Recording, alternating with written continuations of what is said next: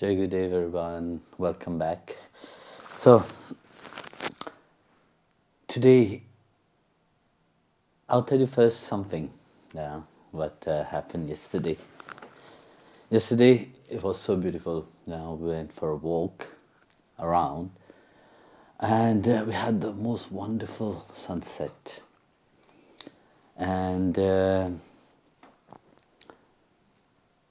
as we were sitting there, I was watching our cow from the Goshala down there, and I was looking and look at the vast plain where they are, and also extending to the other villages. And I was just thinking, you see, does this cow knows that there is a whole vastness of things which is extending? There's a vastness of farms, which is the other side of the road, but there is another village around, and for sure they don't have any idea about it. They are just going through their daily eating the grass, and going back, eating, sleeping, and so on. Then I was thinking, there is people who dwell in such ignorance also. You see, when they are in a state of sleeping, they don't want to awake. They have stayed only in the same, things, doing the same routine every day of their life. They have stayed in the same place. They don't know that outside there is a whole world. They know in their mind, but they have never experienced it. And it's amazing to think how lucky is this time which we are living. Even if right now we can't travel around, but we are living in a very beautiful time.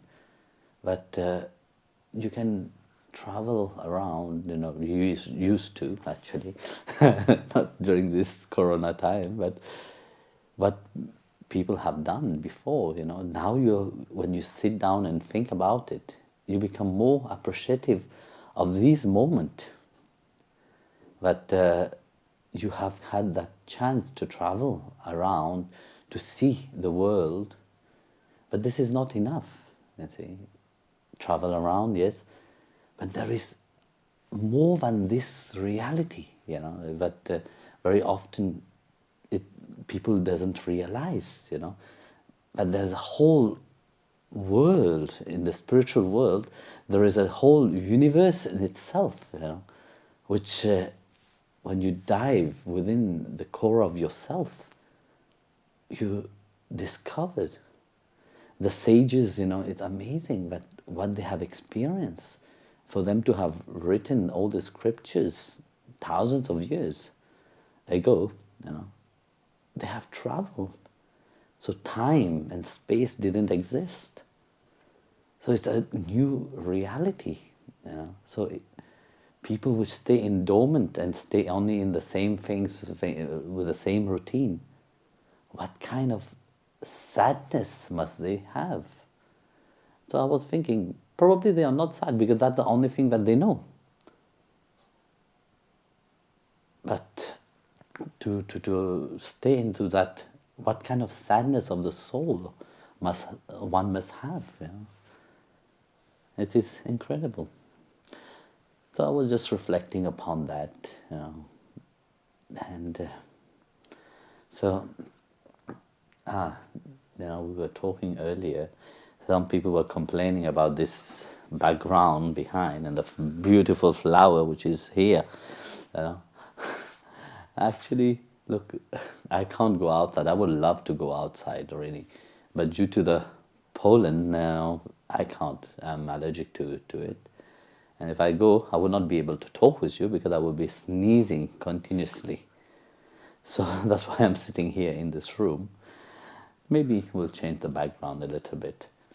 And this flower is beautiful. And this flower have a story, which I'll tell you. Long time ago, when I came to Switzerland, and I visited one devotee. She's no more. She passed away 2 years ago. Her name is Therese Wittenbach. Many people from Switzerland, the Swiss devotee, would know about her. She was very close to me. So I visited her, and on her balcony there was a dead plant. So I asked her how long this plant is there. You can see that the plant have spider webs on it and all this thing. And she said, since 3 years, this plant had been dead, and I didn't have time to throw it away. And I just went there and I touched the plant. I was just playing with the dead plant. And I asked her for a glass of water, and I just pour that water. And I left. Within a week, that dead plant for 3 years was back to life, and it was, she was shocked because that have never happened, and the plant after some time was blossoming, with flowers and everything. It was alive again. And the one thing which is different, before the flower was white, but afterwards the flower became this color, purple. So every year when there is a first flowering, she always used to send me the picture of that flower. So that's why there is this flower, this plant here right now. So I ask Jagopal now to. Guruji, yesterday you said that we should go into our desires in order to transcend them. But how do you go into desires without becoming attached to them? Look, any kind of desire, like I said yesterday, will create a certain attachment. But if you're wise, you will not be attached to these things because they are passing by, they are not, permanent in your life. So everything in life come and goes.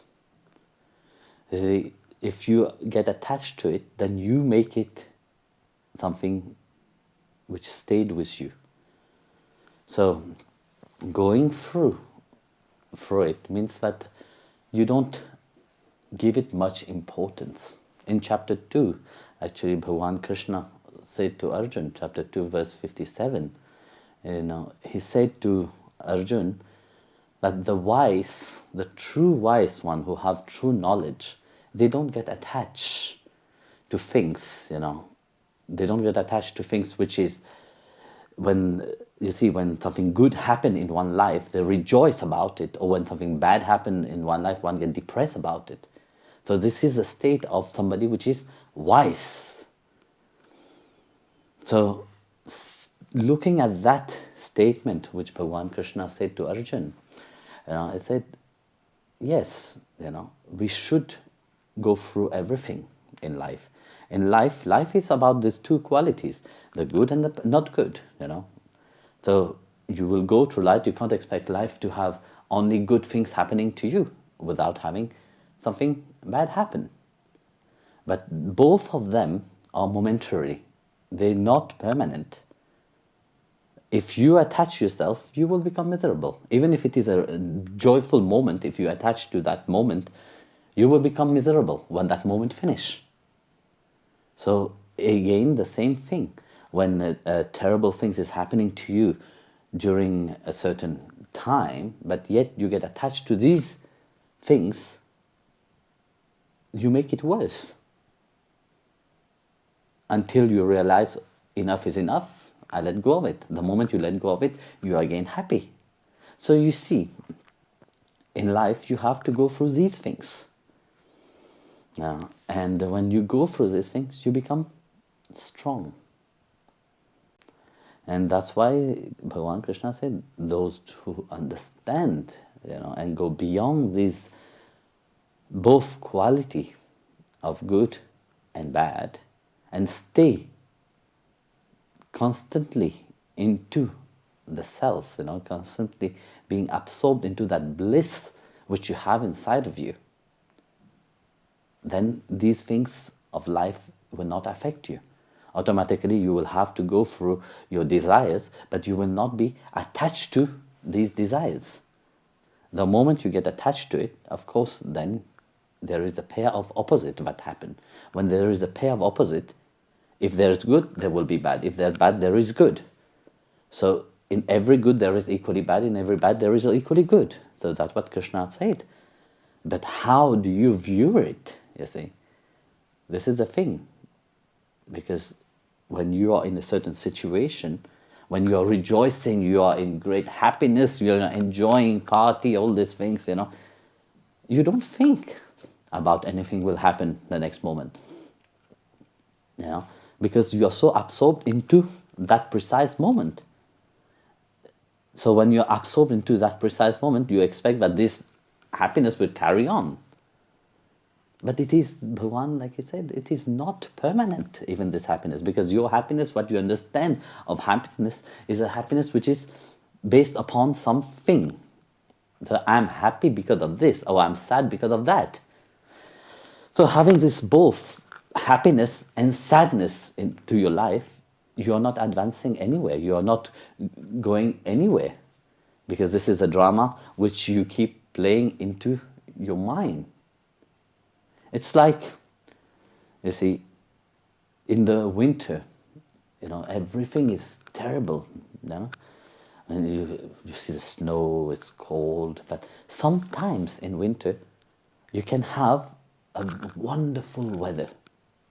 Blue sky, sunshine. What would you do? You will take that time to enjoy that sunshine if you are wise. But if you are not wise, you will find many excuses to complain. Oh, it's cold, it's freezing, it's snowing, I would not go out, and all that stuff. You become miserable. So you make yourself miserable and you make yourself happy, depending upon which attitude you are seeing certain things. So that's why I said you must go through these things and being non-attached to it, because you have to understand that all these things which have present itself into your life, it must be. Without that, you will not learn anything, and you will not progress into your spiritual field itself. You will not grow inwardly also.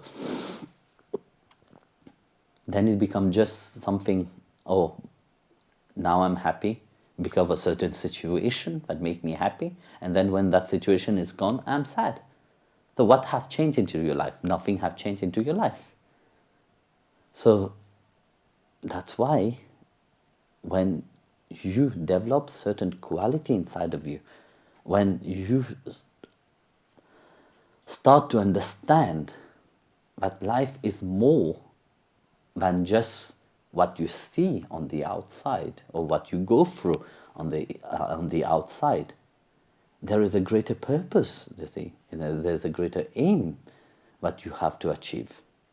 Like I was saying, earlier, people which stay in ignorance, they stay in their small corner. They don't want to move out because this is what makes them happy.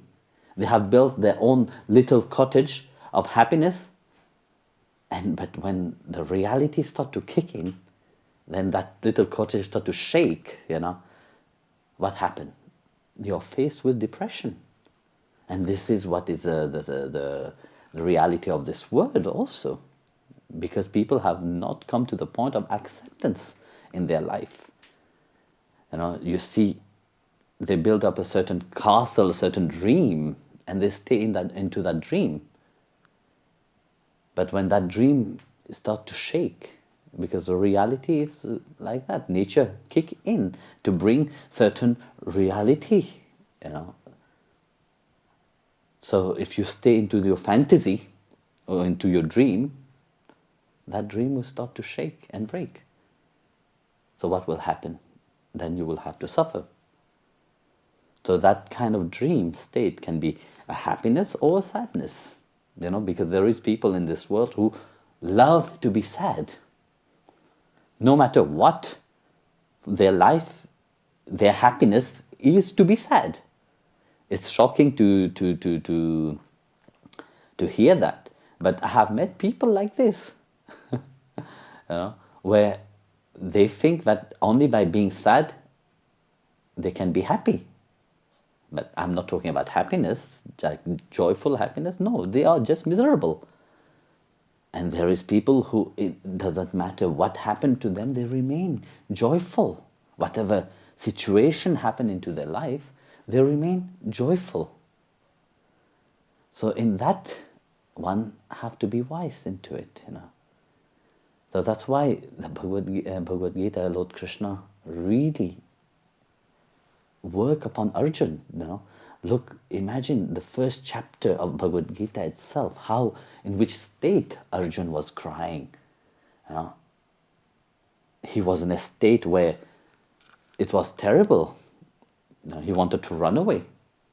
The Bhagavan said, no. You have to go away from that delusion, emotional, affectional, and so dream state which you have created. So this is going beyond that delusion of the mind itself, delusion which very often you think that just being happy on the outside, that is a happiness. Kabir ji said, it's not by appearing on the outside being happy that a saint is truly happy. A saint is mostly anchored itself within something which is deeper. That is that Supreme Lord, that supreme bliss within themselves. So here Bhagavan Krishna again said, in chapter, I'm blank. So in what I just said earlier, he said clearly that those, chapter 2, verse 57, he said clearly, if one is wise, they are completely, they stayed in a state of detached from these two reality. So this two reality is an illusion of things that you have to go through in life. So like that, your desire is also a state of delusion. If you get attached to that, you will be miserable. Either it is happiness or sadness. Because what you have to do, you have to anchor yourself within that bliss which is inside of you. Like the sages, the saints, the sadhus, they anchor themselves. It's not just a superficial happiness. For example, you can see in the life of saints, their life, when we look at them, they are in blissful state. But they went through a lot, actually. People who will see them, they will beat them, they will accuse them of so many things. But they remain into that peace which they have inside of them. This outside reality don't touch them. There is this beautiful phrase, that Mirabai said, I am walking in the street of Vrindavan, the small lane of Vrindavan. Everybody is looking at me.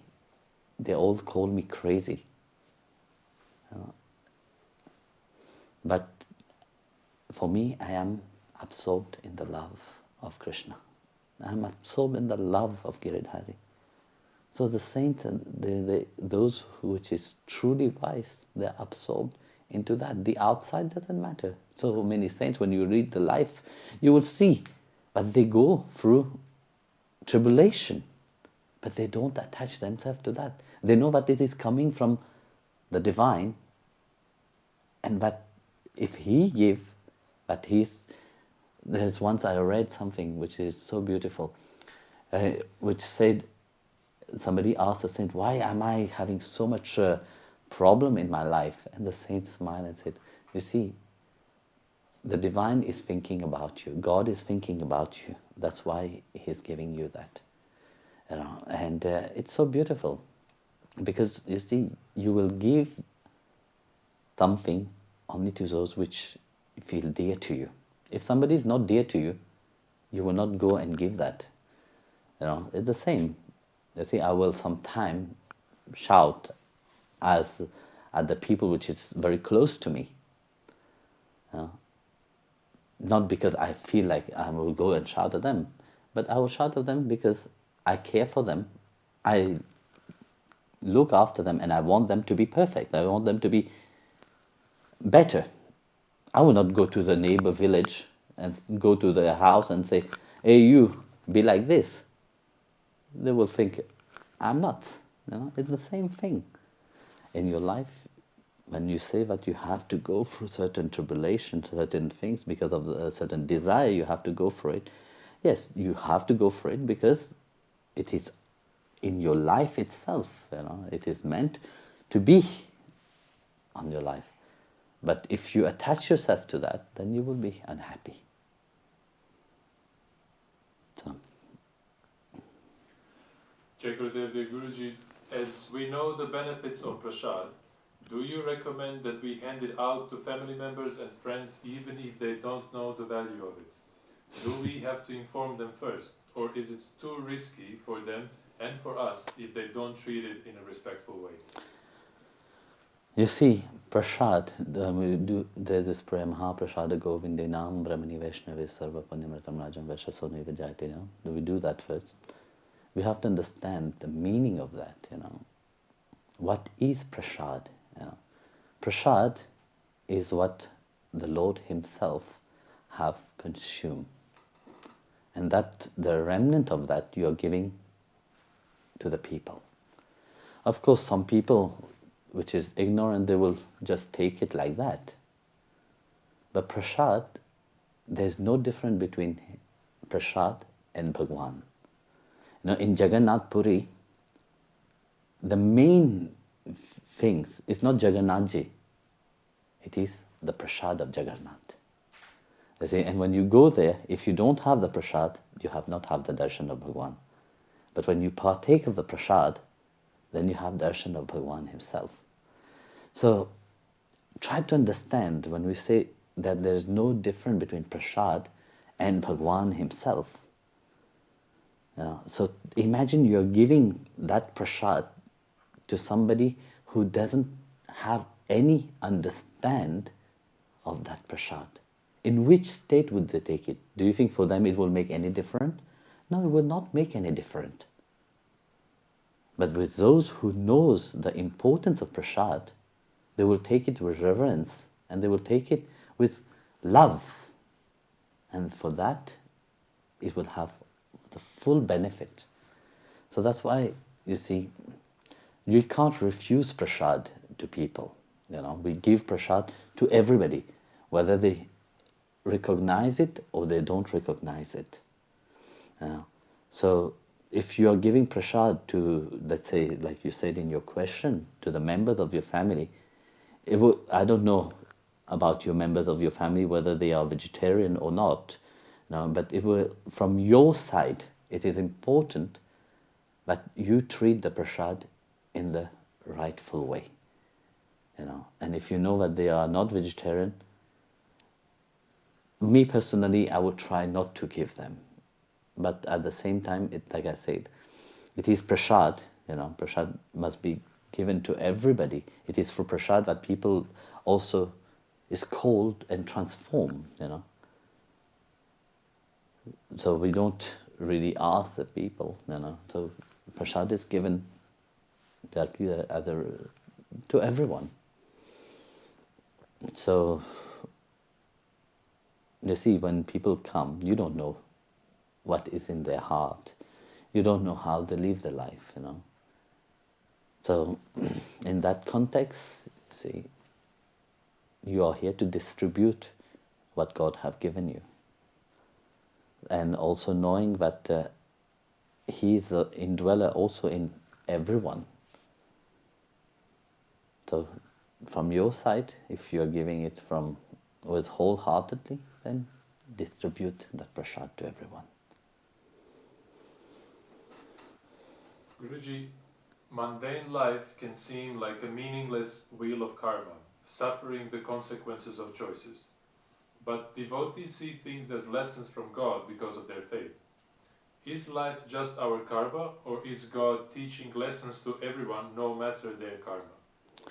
Well, in life, we go through life, like Krishna said, through the mode of karma, which is bound by the free mode of the gunas, the rajasic, tamasic, and sattvic. So according to these mode, things will happen into our life.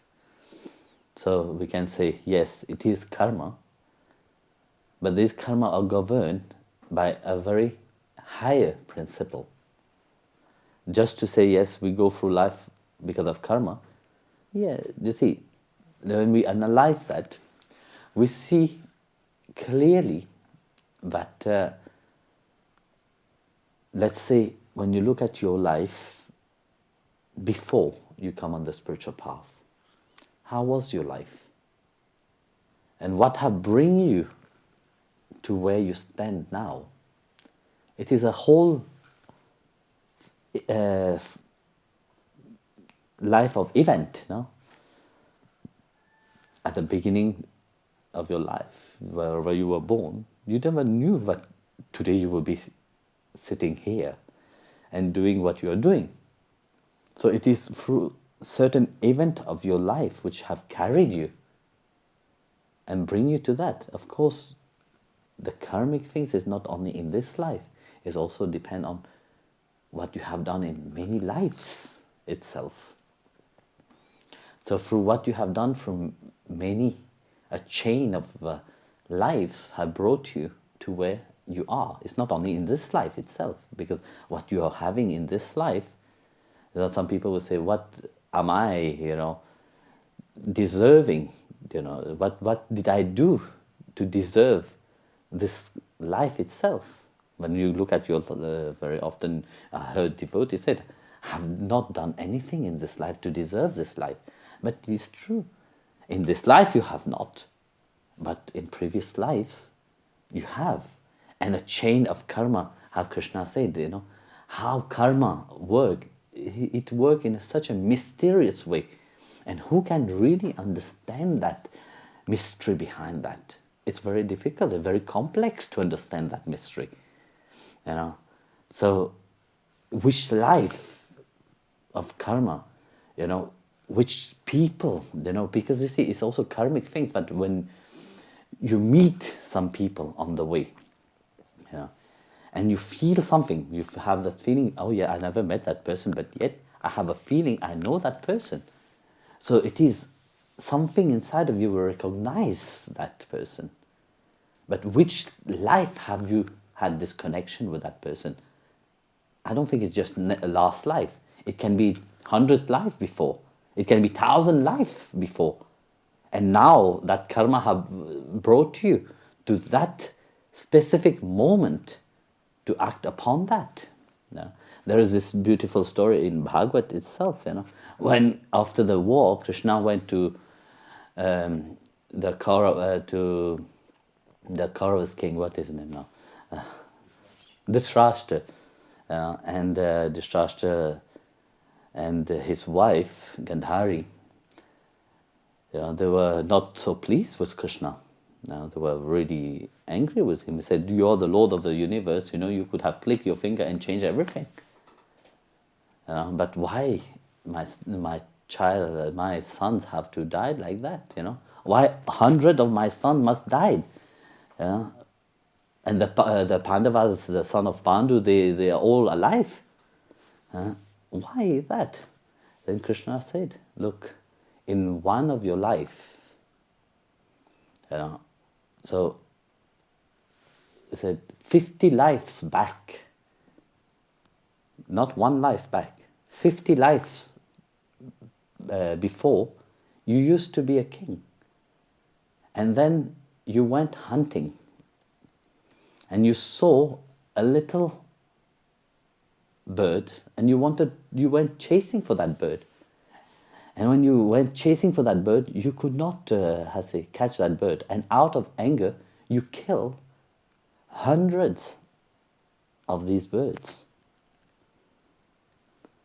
So throughout 50 lives back, you didn't have enough punya, merits, to earn 100 sons.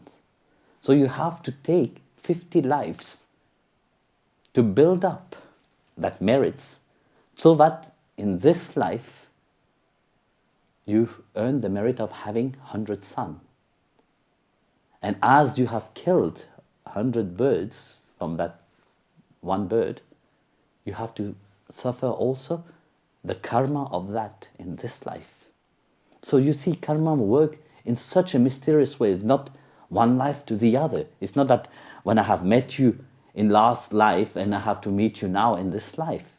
No, it can be that hundreds and thousands of lives have gone in between till we meet again. That's why, you see, meeting one Sadguru, you see, is not an event that happens very often. And when you meet your Sadguru and you meet your path, that's why I said, dedicate completely yourself to that. Because it's not an event that happens from life to life. So it's an event that happens whenever you have enough punya for that to happen, it will happen. And again, as being firstly a devotee of Bhagwan, meaning he remember that now it's time to remind your Atma why you are here. And he may bring you on the path to remind that you are not just this pity self, which you have been playing before. Because when you were in ignorance, you were in the world outside. Of course, you have no clue about who you are. You go and ask somebody outside, who are you? The person will give a description of who they are on the outside, what they do, what they eat, how they dress, and where they come from, what is a diploma, what is the education, and so on. This have happened to me. And when, even last time when I was in India, somebody presented itself, oh, I am Professor so and so who have studied this and that and this and that, a whole list, then they tell you their name at the end. Like that, people are just aware of only one fact, of the external fact of who they are. But karma work in a, like I said, mysterious way. It brings you to a point of, say, okay, that is enough. Then Bhagwan, when he remember you, he said, now it's time, soul, awake. It's time now to do something else. So that's why you see your life. Your life can change from one moment to the other. For a certain event, or something happened in your life, or someone say, hey, there's this guru which is around there. Come, let's go and have a look. For some people, they can come. It don't make any difference inside of them because they are not ready. But for some who come, straight away, there's a constant change inside of them. And they are ready to do anything for that. So you see here how karma, through the mode of the three gunas, bring one to the spiritual path, bring one to where they have to be. Yesterday we were talking about one devotee when I went to Peru last year. And this is really amazing, I tell you. That man have never heard anything about spirituality. And also I think he have never even heard anything about Hinduism. Because you see, in Peru, they are very Catholic and very Christian rooted. So as there were darshan there, so Tim and Simone was distributing pamphlet just to get the people, And this man was selling meat sandwiches, yes.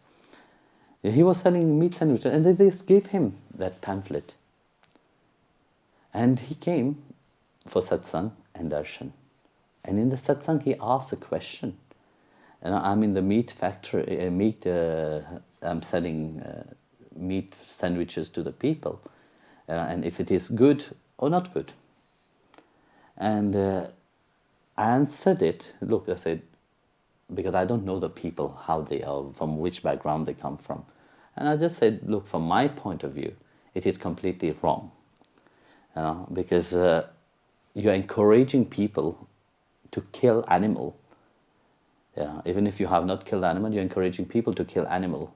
So it is completely wrong to do that. And straight away, he said, I will quit. I will change. Like that. Next day, we saw him. And he said, Guruji, I have stopped working. And I said, maybe it's a joke or something. I said, no, I quit this morning. Straight away like that. And I said, from now on, he said, I said to my boss, but I want to become vegan.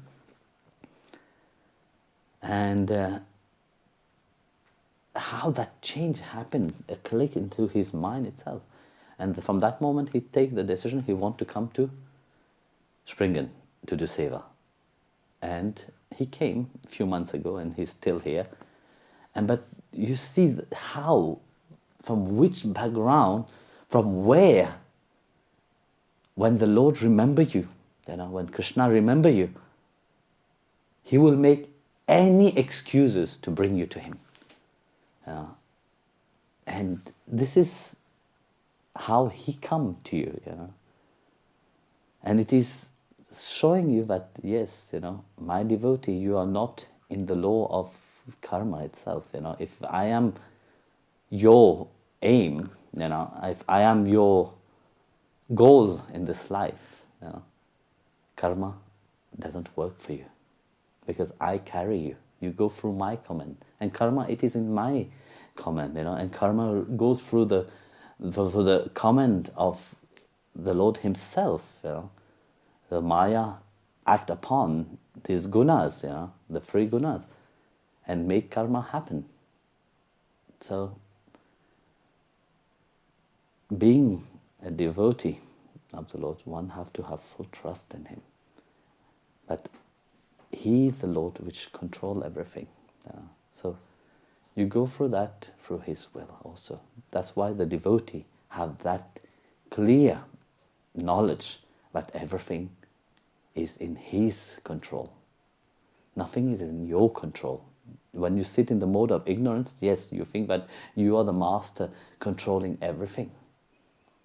But if you are seated in knowledge of the Lord, you're sitting in that blissful state of the Lord, you know that he is in control of everything.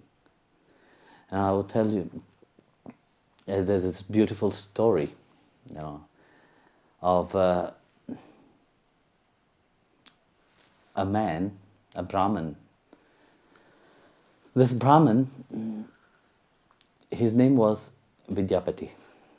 And this Brahmin loved to, he had a wonderful garden. And he treated this garden with so much love, but at the same time with so much selfishness. He never liked anybody to go into his garden. So even when the birds were around, what happened? He will push them away. He will shoo them away. So one day, there was an old cow eating some of the flowers in his garden. So he got so crazy. He got so mad, he started beating that poor old cow. And the cow just fell down and died. He was frail, skinny, and just died. And he was shocked. So when he realized what he had done, and people were around, they saw that, they were all shocked. They brought him in front of the elders.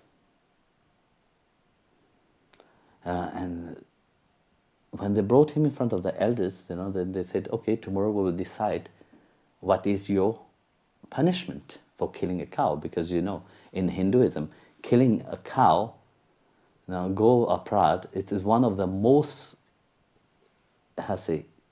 terrible sin what one can do. So imagine now, how many people are killing so many cows in this world, how many sin they are making. So in Hinduism it's like this, go aparad, it's like this. When you kill a cow, you have to atone for your mistake. So he went to the elders' meeting, and when he was sitting there, he was thinking, oh, it's not me who have killed this cow. It is my hand. So my hand, the presiding deity of the hand is Indra. So then he said, it is not me. It is Indra's fault, because he is the presiding deity of the hand. So he started putting the blame on Indra.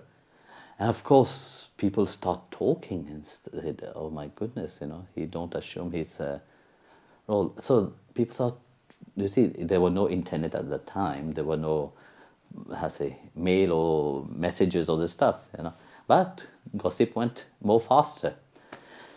So it reached the ears of Indra.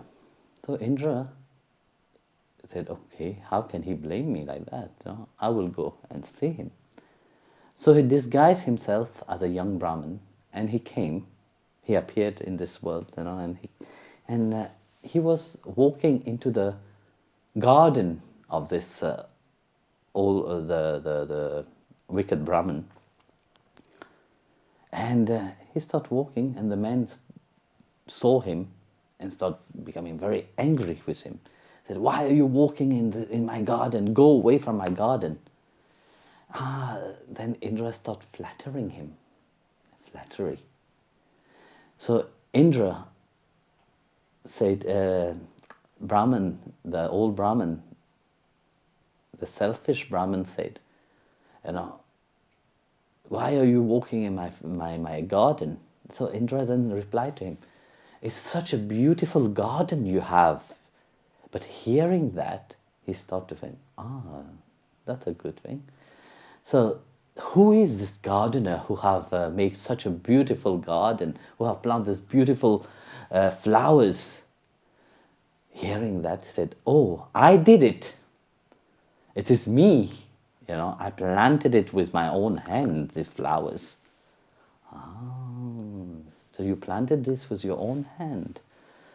So then Indra said, there was a fountain there. He said, how wonderful is this fountain? Who built this wonderful fountain? I said, I built it with my own hand, this fountain. So hearing that, then the Brahmin said, so you built this with your own hand, and you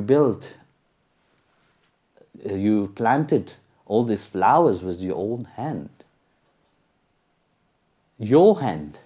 They said, yes. Then the Brahmin assumed his form and said, then if you have planted these flowers with your own hand, and you have built this fountain with your own hand, why do you blame Indra when you have killed this cow with your own hand? So then Indra disappeared. So realizing his mistake inside of his mind, that he felt really bad about it. So in this story, you see, when things happen in one life, the joyful things happen in one life, that Brahmin like to take the credits. In life, when good things happen, people forget about even God. Even devotees forget that everything comes from him. Very often they say, yes, I'm doing it. I, mine, and me. This is what very often people think. In good time, people forget that everything comes from the Supreme Reality itself. But in bad time, everybody even blame God for that, So no one wants to assume the responsibility of it, just like this Brahmin who didn't want to assume his responsibility of taking that blame, but assuming the responsibility that he had killed that cow itself, So he put the blame on somebody else. So like that also, you see, in life, often it happens. When things happen, no one wants to take the blame on themselves because everybody thinks they are perfect. It's easy to put the blame on somebody else, and to criticize that person. It's the fault of that person. It is not my fault. No, a hand don't make sound by itself. It takes two to make sound by itself. So as equally, it is your fault also for whatever you are going around gossiping and going around criticizing and pointing finger towards. So you see, when praises happen, one becomes joyful and happy. King Prithu, Prithu Maharaj, in Bhagavad, actually, Canto 4, verse 15, 24, it said, but you see, how can you think that you have such merits in your life? What do you think that you have done so great to have such merit in your life to accept praises? Because people like praises in their life, So when you don't realize that you don't have enough merits, you have not done anything in your life to accept praises, then why you like when people praise you? Because this is a deficiency of the mind itself. But very often, when good things happen in one life, one are rejoicing about. But not knowing that behind everything, we go through, the Lord is the director of everything. So when we see, Prithu Maharaj, saying, how can one accept that? Knowing that one doesn't have that merit to be praised like this. But in other hand, you see, being humble, one don't accept praises. Like you see, when you praise a saint, the saint will listen, but he will not give much attention to it. So in life, it's like this also. When you go through life, karma will bring many things upon your path. But be humble. Like you see, you're following Srimad Narayana, following Krishna. They are the model of humility itself. When we look, when the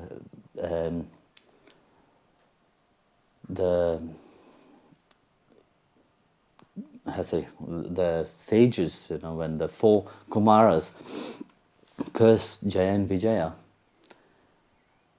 how Bhagwan, treated the sages, because Bhagwan identified themselves with his doorkeeper.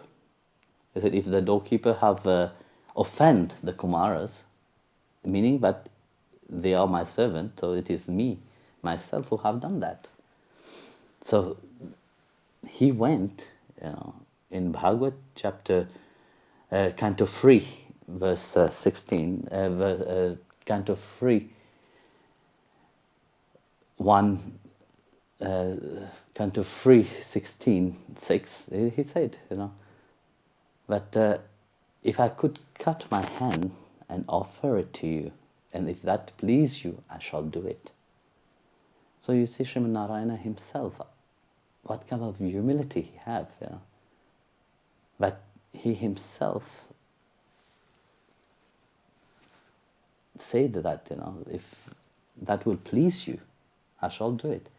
Because he identified himself with his devotee. So again, when he sees that Atma which is inside of the devotee is ready, from wherever they are, that transformation, that change, he will make it happen. He will make a certain excuses to remind one that you belong to me, and I belong to you. So this is the greatness of the Lord Himself. Dear Guruji, how can we know if Guru or God is pleased with us, or that we are living in accordance with His will? I ask this especially for people who have little physical contact with you, because we have no way of checking these things with you. Look, you don't need to be close to me to check something. You have a conscience inside of you. And like I said, Guru and God is seated within the core of your heart. So, if you are doing something not good, automatically your conscience will reproach you. You will feel bad about it. So you will know that you are not doing something right.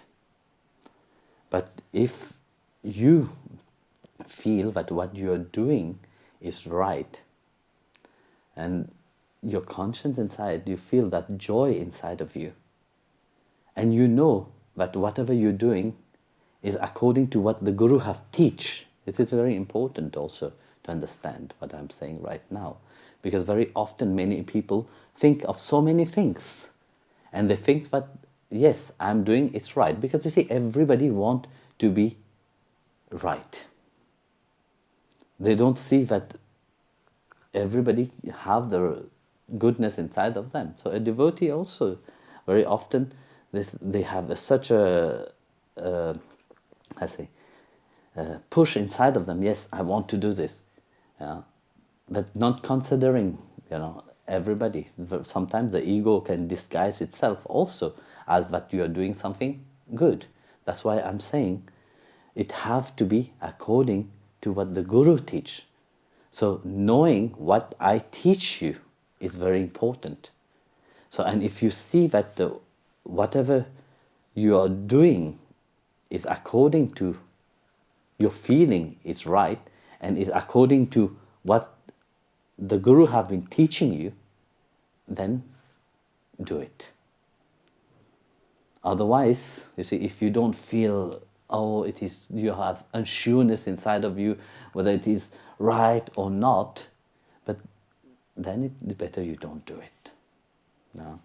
So, firstly, what I will say is to educate yourself about the teaching of your Guru, about my teaching, firstly. And if you see that what you feel inside of you reflects that teaching also, then it is right. A full question already? Oh, Jai Gurudev.